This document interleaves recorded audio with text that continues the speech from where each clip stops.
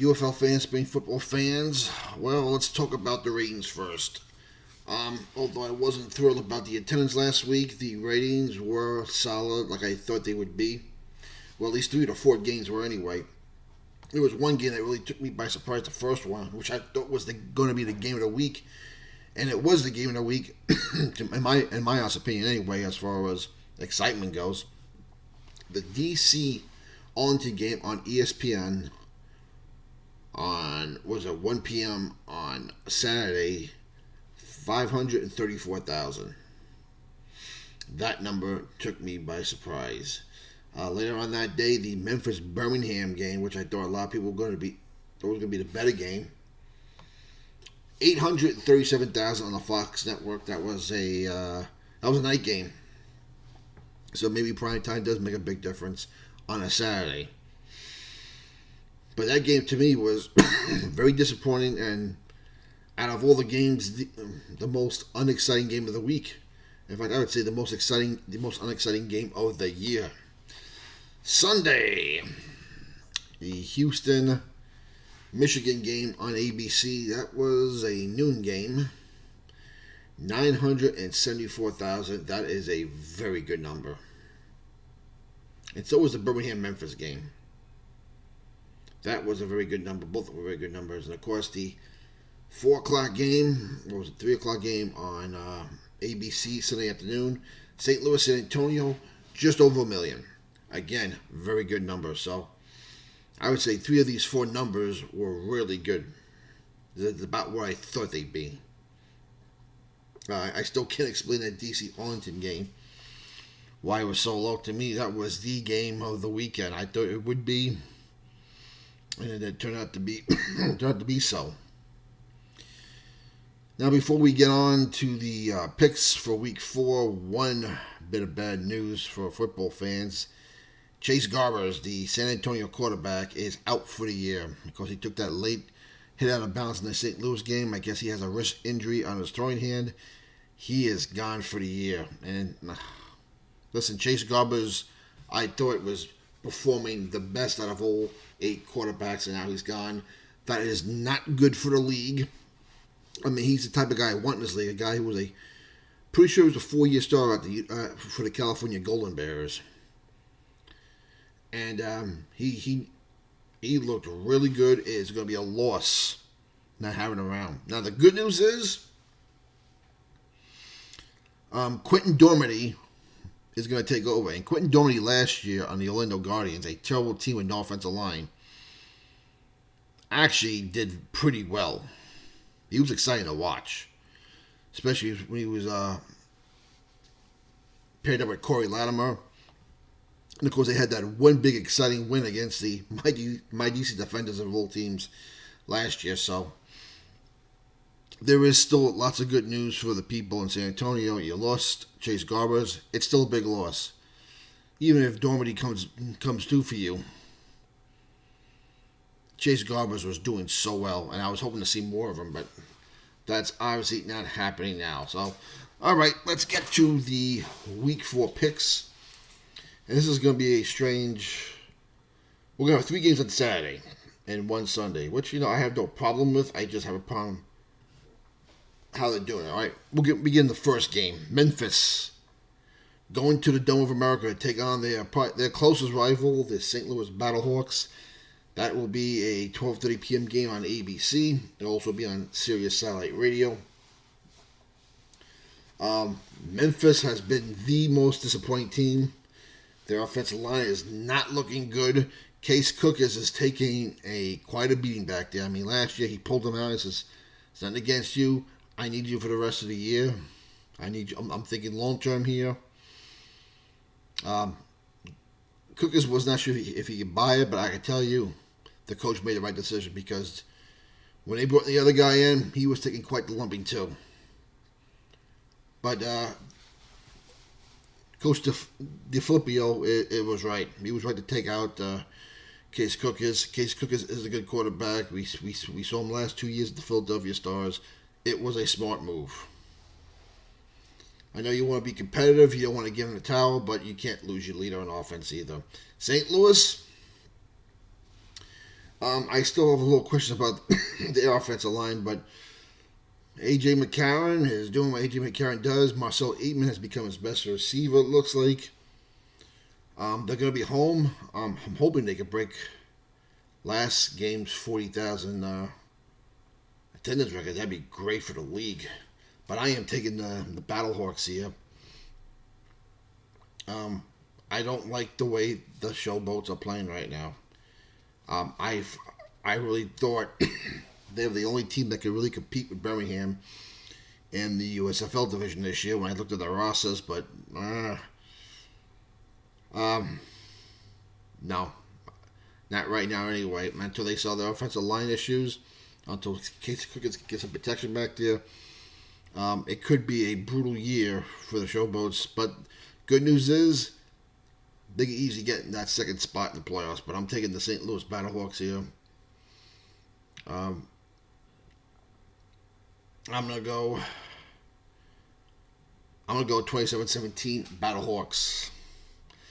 Now the second game, we're gonna have two games being played at the same time here, and what they're gonna do. The Fox Network is doing regional action this week, and I think ESPN is gonna do it the following week, if not mistaken. But I am not a fan of this.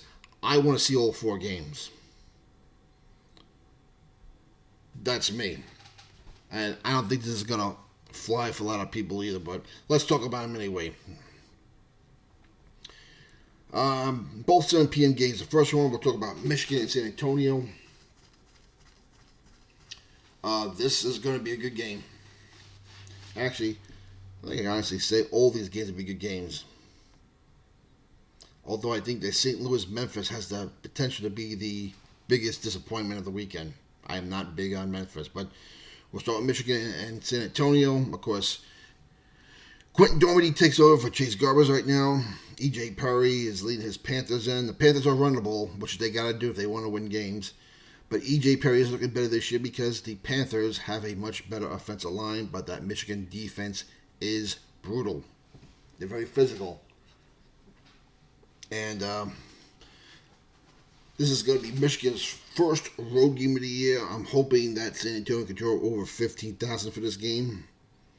It will be a 6 p.m. game their time on Saturday. Why can't they draw over 15? They're 2-1. They're looking pretty good. This is the hardest game for me to call this week. This one right here.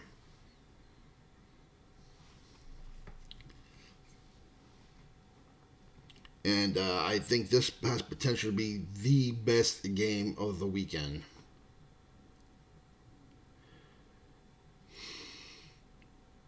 But as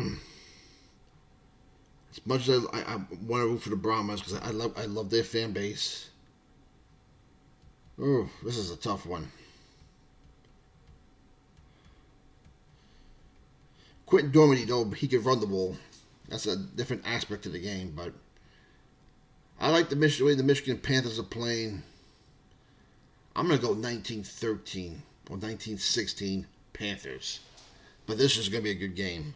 Now, the second game that day, also going to be a good game. The game I'm looking forward to the most. My DC Defenders playing against the Birmingham Stallions. This will be in Birmingham. This will also be a 7 o'clock game. Both those night games will be on Sirius XM on the Fox Sports channel.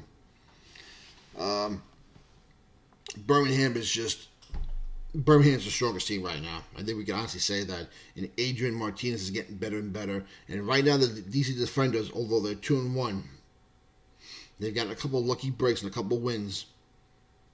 I'm going to say it again. I know it's getting old, but losing those 4 guys on offense is killing them. Abram Smith, losing him. They're relying a lot more on Jordan Ta'amu to run the ball. And of course, even though the receivers are looking pretty good, nothing like Hammond, Chris Blair, and Lucky Jackson from last year. I am going, unfortunately, especially my buddy Brett Tears down in Alabama, your team's going to win this game. I think DC will put up a good show, put up a good fight. But right now, Birmingham is almost on every cylinder. If Martinez can keep getting better and better, and they can stay healthy, Either right now, BM could easily win the third straight championship this year, so I'm going with them. Um, I am going 23. I'm going to go, no, 26-20. I'm going with Birmingham. But that game could easily get out of hand also in favor of Birmingham. That's not going to be easy for DC, but I'm taking Birmingham easy. So there's your triple hitter on Saturday. Regional action. Yeah, I hate it. And of course, we get the one game on Sunday. Oh, we have a barn burner here. 0-3 Arlington goes in the Rice Stadium, take on 0-3 the Houston Roughnecks. This will be a 2 p.m. game Eastern Time, 1 p.m. Central. This is going to be on actually Fox Sports 1. Also on Sirius XM Radio. I'm taking the Renegades. The Renegades are playing a lot better than their record. They're just this much off an execution. Houston's the same thing, but my problem is, we've had 3 block punts in a row from Houston, and they've all been game changers. C.J. Johnson, I'm not even sure if he fired his special teams coach. Was it Garrett Charchel, or his name is? He should have been fired. You allow 3 punts 3 weeks in a row, and they're all game changers. He should be gone. And if he doesn't, C.J. Johnson at the end of the year should be gone. Now, Ryan Stinnett is looking good in this offense. Houston, he does have a much better offensive line than he did last year with San Antonio, but I still think the Renegades are a better team. This will be a fun game, though. This will be the first of 3 Texas shootouts. I am taking the Renegades 29-20. So there you have it. There's your Week 4 action this week. Of course, the big news with Chase Garbers being gone for the year. And the Reigns were solid. And I think the Reigns are going to be solid this week also. I mean, we have a doubleheader on Fox. We have a game on ABC. The only one that might hurt us is the Sunday game on Fox Sports 1. As we saw the last 2 years, when these games go off the main channels, ratings dive.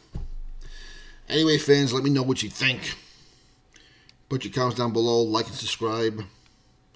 This should be a fun Week 4. This is already Week 4. Anyway, for the love of football, we'll see you on Saturday.